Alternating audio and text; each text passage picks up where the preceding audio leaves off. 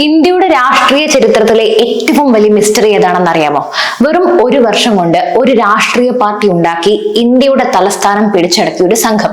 സാധാരണക്കാരന്റെ തൊപ്പിയും ചൂലുമായി വന്ന ഇവർ ശരിക്കും ആരാണ്? നിങ്ങൾ കരുതുന്നത് പോലെ ഇത് അഴിമതിക്കെതിരെ ജനങ്ങൾ നടത്തിയ ഒരു വിപ്ലവമല്ല, മറിച്ച് കോടികൾ ഒഴുകുന്ന വിദേശ NGO-കളും ഇന്ത്യയുടെ വികസനം തടയാൻ ആഗ്രഹിക്കുന്ന അന്താരാഷ്ട്ര ശക്തികളും ചേർന്ന് പ്ലാൻ ചെയ്ത ഒരു ഡീപ് സ്റ്റേറ്റ് ഓപ്പറേഷൻ ആണെങ്കിലോ? അരവിന്ദ് കെജ്രിവാളിന് രാഷ്ട്രീയത്തിൽ ഇറങ്ങുന്നതിന് മുമ്പേ അന്താരാഷ്ട്ര അവാർഡ് ലഭിച്ചത് എങ്ങനെയാണ്? അണ്ണാ ഹസാരെ എന്ന പാവം ഗാന്ധിയനെ ഇവർ ചതിക്കുകയായിരുന്നു. ഇന്ന് നമ്മൾ ചർച്ച ചെയ്യുന്നത് ഇന്ത്യ കണ്ട ഏറ്റവും വലിയ രാഷ്ട്രീയ ടൂൾ കിറ്റായ ആം ആദ്മി പാർട്ടിയുടെ പിന്നിലെ അദൃശ്യ കരങ്ങളെ കുറിച്ചാണ്. ഫോർഡ് ഫൗണ്ടേഷൻ മുതൽ ജോർജ് സോറോസ് വരെ നീളുന്ന ഈ ബന്ധങ്ങളുടെ ഞെട്ടിക്കുന്ന വിവരങ്ങൾ നിങ്ങൾ ഈ വീഡിയോയിലൂടെ അറിയാൻ പോകുന്നു. ആം ആദ്മി പാർട്ടിയുടെ ഉദയം 2011 ഇന്ത്യ എഗെയിൻസ്റ്റ് കറപ്ഷൻ പ്രസ്ഥാനത്തിൽ നിന്നാണെന്ന് നമുക്കറിയാം. എന്നാൽ ഇതിന്റെ വേരുകൾ അതിനും എത്രയോ വർഷം മുമ്പേ NGO ശൃംഖലകളിൽ ആഴ്ന്നിറങ്ങിയിരുന്നു.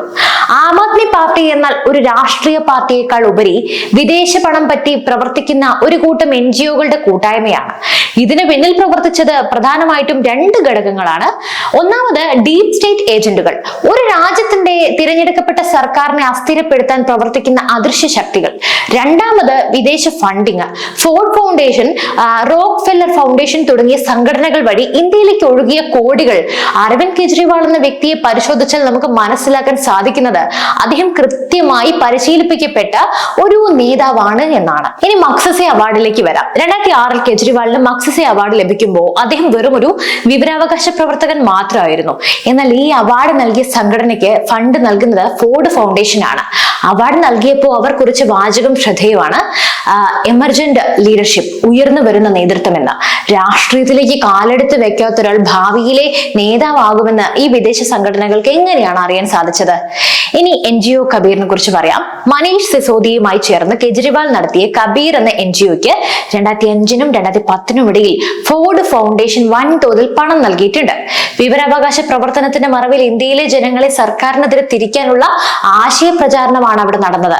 PCRF അഥവാ public cause research foundation 2006 income tax ജോലി രാജിവെച്ച് കെജ്രിവാൾ ഉണ്ടാക്കിയ ഈ സംഘടനയാണ് പിൽക്കാലത്ത് ഇന്ത്യ എഗെയിൻസ്റ്റ് കറപ്ഷൻ എന്ന മൂവ്മെന്റിന്റെ കേന്ദ്ര ബിന്ദുവായത്. ഇതിന്റെ ഫണ്ടിങ്ങും പരിശോധിക്കപ്പെടേണ്ടതാണ്. ആപ്പിന്റെ സ്ഥാപകരിൽ പ്രധാനിയായ പ്രശാന്ത് ഭൂഷൺ എങ്ങനെയാണ് വിദേശ ശക്തികളുടെ ചട്ടുകമായി പ്രവർത്തിക്കുന്നത് എന്നാണ് നമ്മൾ നോക്കാൻ പോകുന്നത്. അദ്ദേഹത്തിന് 5-ലധികം NGO-കളുണ്ട്. CPIL, centre for public interest litigation.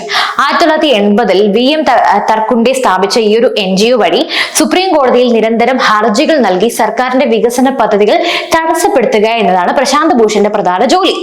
അടുത്തത് കോമൺ കോസ്, ഹൈ പ്രൊഫൈൽ കേസുകൾ ഫയൽ ചെയ്യാൻ ഉപയോഗിക്കുന്ന മറ്റൊരു സംഘടന. ഇതിലൂടെ വിദേശ ഫണ്ട് വകമാറ്റുന്നു എന്ന ആക്ഷേപം ശക്തമാണ്. സ്വരാജ് അഭിയാൻ, അണ്ണാ ഹസാരെയുടെ പ്രസ്ഥാനത്തിന് സാമ്പത്തിക സഹായം നൽകിയിരുന്നത് ഈ സംഘടനയാണ്. അതായത് അഴിമതി വിരുദ്ധ സമരം നടന്നത് വിദേശ ഫണ്ട് ഉപയോഗിച്ചാണെന്ന് ചുരുക്കം. അടുത്തത് ADR ആണ്, അസോസിയേഷൻ ഫോർ ഡെമോക്രാറ്റിക് റീഫോംസ്. 1999-ൽ സ്ഥാപിതമായ ഈ സംഘടനയ്ക്ക് നക്സൽ ബന്ധമുള്ള പ്രൊഫസറുമായി അടുത്ത ബന്ധമാണുള്ളത്. ഇതിന്റെ സ്ഥാപകനായ ത്രിലോചൻ ശാസ്ത്രി ഒരു മാവോയിസ്റ്റ് അനുഭാവിയാണെന്ന് പറയപ്പെടുന്നുണ്ട്. ഈ ADR ആണ് അടുത്തിടെ ഇലക്ട്രൽ ബോണ്ട് കേസിൽ സുപ്രീം കോടതിയെ സ്വാധീനിക്കാനായി ശ്രമിച്ചത്. മനീഷ് സിസോദിയ കെജ്രിവാളിന്റെ വലങ്കൈയായിരുന്നു. ഇദ്ദേഹത്തിന് NGO-കൾ വിദേശ പണം സ്വീകരിക്കുന്നതിൽ ഗുരുതരമായ നിയമലംഘനങ്ങൾ നടത്തിയിട്ടുണ്ട്. സിസോദിയയുടെ ഈ ഒരു NGO-ക്കെതിരെ 2012-ൽ അന്നത്തെ കോൺഗ്രസ് സർക്കാർ തന്നെ അന്വേഷണം പ്രഖ്യാപിച്ചിരുന്നു. FCRA നിയമങ്ങൾ ലംഘിച്ച് വിദേശത്ത് നിന്നും കോടികൾ വാങ്ങുകയും അത് രാഷ്ട്രീയ ആവശ്യങ്ങൾക്ക് വേണ്ടി ഉപയോഗിക്കുകയും ചെയ്തു എന്നതാണ് കണ്ടെത്തൽ. 2015-ൽ മോദി സർക്കാർ അധികാരത്തിൽ വന്ന സമയത്ത് ഇവരുടെയൊക്കെ കള്ളക്കളികൾ വെളിച്ചത്തായി. കബീർ എന്ന NGO-യുടെ രജിസ്ട്രേഷൻ റദ്ദാക്കി. പണം വകമാറ്റി ചെലവഴിച്ചതിന് സിസോദിയ ഇന്ന് നേരിടുന്ന കേസുകൾക്ക് വർഷങ്ങളുടെ പഴക്കമുണ്ട്. ആം ആദ്മി പാർട്ടിയുടെ മറ്റൊരു മുഖമായ യോഗേന്ദ്ര യാദവ് ഇന്ത്യയിൽ എവിടെ സമരം നടന്നാലും അവിടെ പ്രത്യക്ഷപ്പെടുന്ന വ്യക്തിയാണ്. അദ്ദേഹത്തിന്റെ കയ്യിൽ നിരവധി ഫ്രോഡ് NGO-കളും ഉണ്ട്. ഒന്നാമത് സ്വരാജ് ഇന്ത്യ, രാഷ്ട്രീയ പാർട്ടിയായി രജിസ്റ്റർ ചെയ്തെങ്കിലും ഇതിന്റെ പ്രധാന പണി എന്ന് പറയുന്നത് വിദേശ ഫണ്ട് വെളുപ്പിക്കുക എന്നതാണ്. പിന്നെ ഭാരത് ജോഡോ അഭിയാൻ, രാഹുൽ ഗാന്ധിയുടെ പദയാത്രയ്ക്ക് പിന്നിൽ പ്രവർത്തിച്ച NGO ശൃംഖലയെ നിയന്ത്രിച്ച യോഗേന്ദ്ര യാദവാണ്. ജോർജ് സോറോസിന്റെ ഏജന്റുകൾ ഈ യാത്രയിൽ പങ്കെടുത്തത് നമ്മൾ കണ്ടതുമാണ്. ഇതിൽ നിന്നും ആപ്പിന്റെയും കോൺഗ്രസിന്റെയും പിന്നിലുള്ള വിദേശ ശക്തികൾ ഒന്നാണെന്ന് വ്യക്തമാകുന്നുണ്ടല്ലോ. ആം ആദ്മി പാർട്ടിയുടെ സ്ഥാപകാംഗമായ മേധ പട്കറെ കുറിച്ച് പറയാതെ ഈ ചരിത്രം പൂർണ്ണമാകില്ല.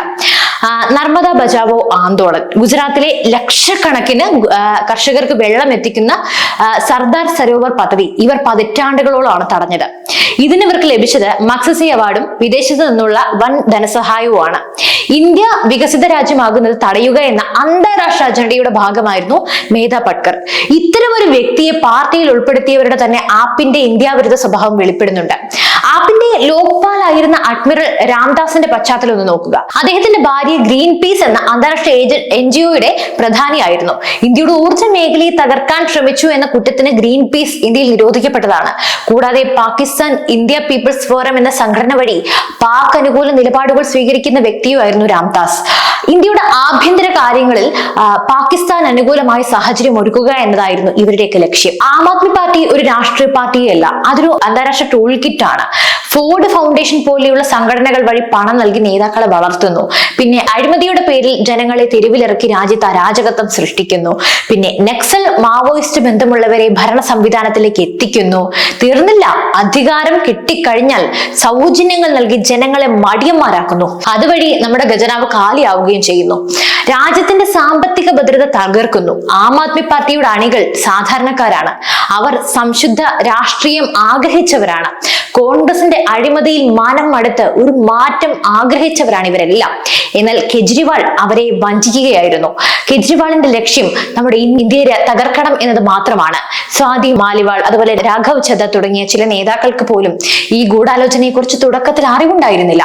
എന്നാൽ പാർട്ടിയിൽ നടക്കുന്ന വിദേശ ഇടപെടലുകൾ കണ്ട് അവർ ഇന്ന് നിശബ്ദരാക്കപ്പെട്ടിരിക്കുന്നു. അഴിമതിക്കെതിരെ വന്നവർ ഇന്ന് മദ്യ അഴിമതി കേസിൽ ജയിലിൽ കിടക്കുന്നത് നമ്മൾ കാണുന്നു. ഇതാണോ കെജ്രിവാൾ പറഞ്ഞ സംശുദ്ധ രാഷ്ട്രീയം? സത്യം നിങ്ങളുടെ മുന്നിലുണ്ട്. ഇന്ത്യയുടെ വളർച്ച തടയാൻ ആഗ്രഹിക്കുന്ന വിദേശ ശക്തികളുടെ പരീക്ഷണശാലയാണ് ആം ആദ്മി പാർട്ടി. ഇവർ സാധാരണക്കാരുടെ പേരിൽ ഉണ്ടാക്കിയ ഈ ഫ്രോഡ് രാഷ്ട്രീയ ഫാക്ടറി തകരേണ്ടത് ഇന്ത്യയുടെ നിലനിൽപ്പിന്റെ ആവശ്യമാണ്, അല്ല അത്യാവശ്യമാണ്. അപ്പോൾ ഈ വീഡിയോയിൽ പറഞ്ഞ ഓരോ വിവരവും വസ്തുതകളുടെ അടിസ്ഥാനത്തിലുള്ളതാണ്. വിദേശ ഫണ്ട് വാങ്ങി ഇന്ത്യയെ തകർക്കാൻ നോക്കുന്ന ഇത്തരം ടൂൾ കിറ്റുകൾ തിരിച്ചറിയുക. അപ്പോൾ ഈ വീഡിയോ പരമാവധി ആളുകളിലേക്ക് എത്തിക്കുക. നിങ്ങളുടെ അഭിപ്രായങ്ങൾ തീർച്ചയായും കമന്റ് ചെയ്യൂ.